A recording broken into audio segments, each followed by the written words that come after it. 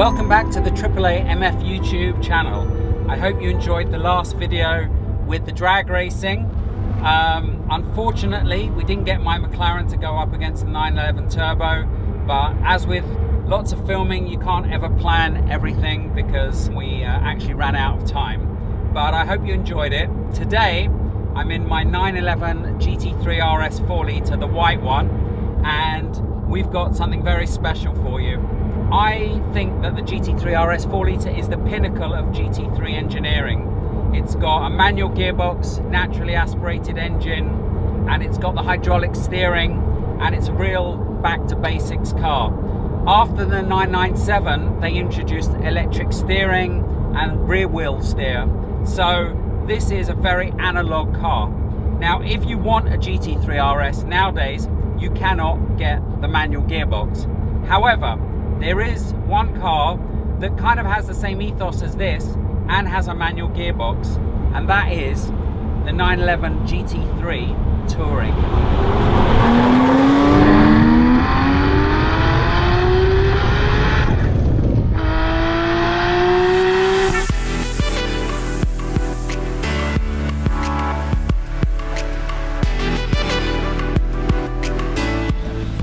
I've never been in one of these. This is going to be interesting. Dan, you've never been in one either? No. It's nice, isn't it? Here we go.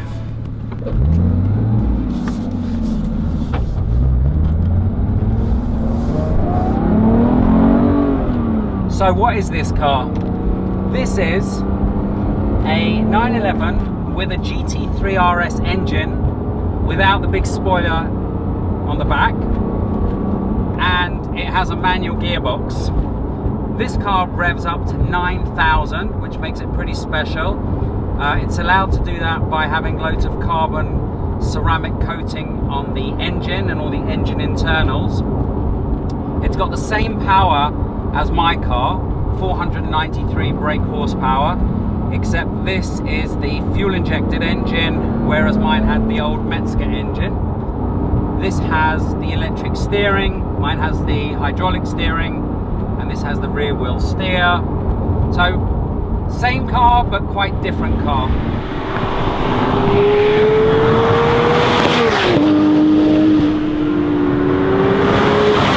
So, immediately when you get into this car, you feel like it's a lot more compliant on the country roads.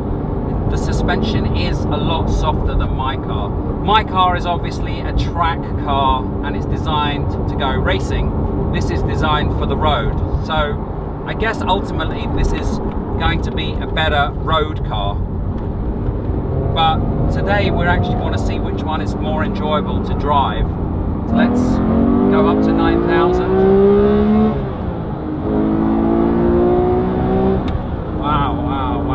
That's nice. That's amazing, Dan, no?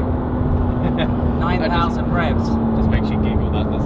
Wow. So this car is actually really nice at low speeds. It feels really comfortable. But then as soon as you start to change down the gears and start to push it a bit, it really comes alive. There's a little bit of a lag, like when you're in third gear at around 3,000, you put your foot down. It's not a very linear power delivery. It almost feels like a bit like a turbo lag. Not as torquey as my car, as you'd imagine. My car's got a lot more torque. That's a race-derived engine. This feels very compliant. It feels very nice on the B roads. It feels a lot softer, a lot better on the bumps. My car's got a very, very hard suspension designed for the track. When you go into like a little bump in the road, the car like bounces up and down. This one doesn't. It's much nicer ride. It's wonderful. Wonderful car. And the handling is unbelievable. Whoa. Whoa. 9,000. Wow. Wow. Wow. Wow. This is a fantastic car.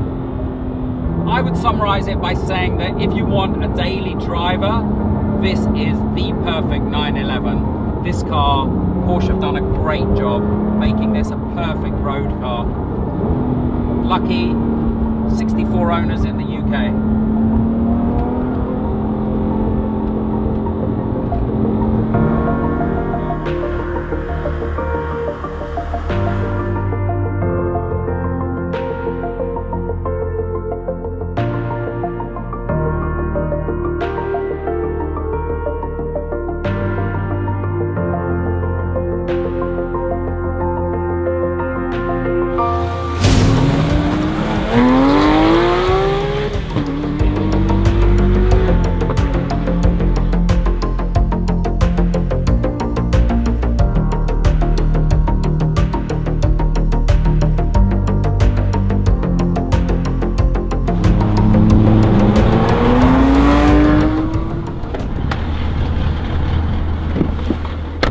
So we've just got out of the GT3 Touring, and I thought to sign off the video, I would just compare how it feels to get back into this. The clutch is much heavier. Whoa. The gearbox is very different. It's much shorter shift, it's much firmer, the gearbox on this. The torque is unbelievable. Dan, you can feel the torque, right? Definitely. This has much more of a punch from low down revs. This doesn't go to 9,000, but it does go to 8,200, and I think that's enough. The steering on this is like night and day with the Touring. The steering on this is much, much sharper. This feels like a race car. Much more exhilarating. The noise, I think, is better as well.